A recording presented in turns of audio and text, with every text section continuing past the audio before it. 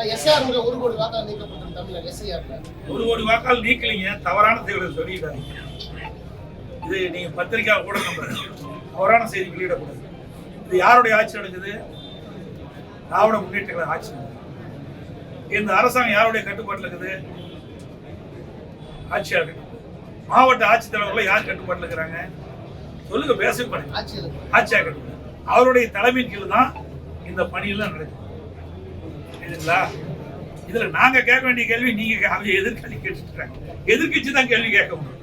ஆளுங்கட்சி இருக்கின்ற பொழுது இதை வேண்டுமென்றே திட்டமிட்டு எஸ்ஐஆர் பணி முழுமையும் நிறைவேற்றப்பட்டு விட்டால் போலி வாக்காளர் நீக்கப்படும்.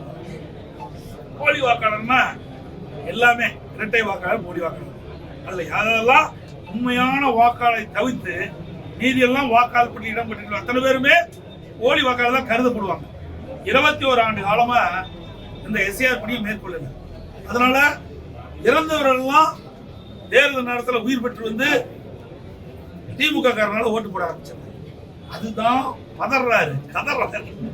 ஆக இது நாள் வரை இறந்தவர்களை வைத்து நாம் வெற்றி பெற்று வந்தோம், போலி வாக்காளர்களை வைத்து வெற்றி பெற்று வந்தோம். இப்போ அதற்கு ஒரு இடையூறு வந்துட்டது. நீ எஸ்ஐஆர் பணி மேற்கொள்ளப்பட்டுவிட்டால் அந்த வாக்காளர் பட்டியலில் உண்மையான வாக்காளர் தான் இடம்பெறுவாங்க. ஆக இறந்தவர்கள் இடம்பெற மாட்டாங்க, இரட்டை வாக்காளர் இடம்பெற மாட்டாங்க, வீடு மாறி குடியேறியவர்கள் இடம்பெற மாட்டாங்க. இப்படிப்பட்டவர்கள் தான் இன்றைய தினம் கணக்கெடுத்து இன்றைக்கு ஒரு பட்டியலை அறிவிச்சிருக்கிறாங்க.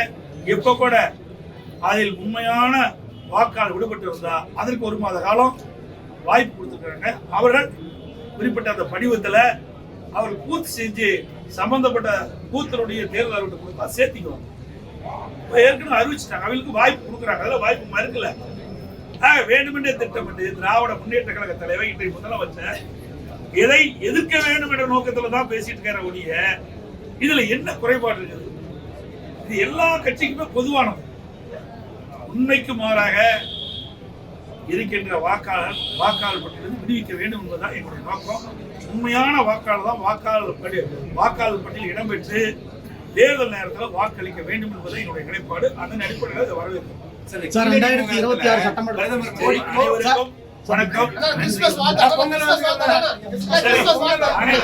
அனைத்து ஊடகங்களுக்கும் பத்திரிகைகளுக்கும் இனிய தைப்பொங்கல் நல்வாழ்த்துக்கள், இனிய ஆங்கில புத்தாண்டு நல்வாழ்த்துக்கள்.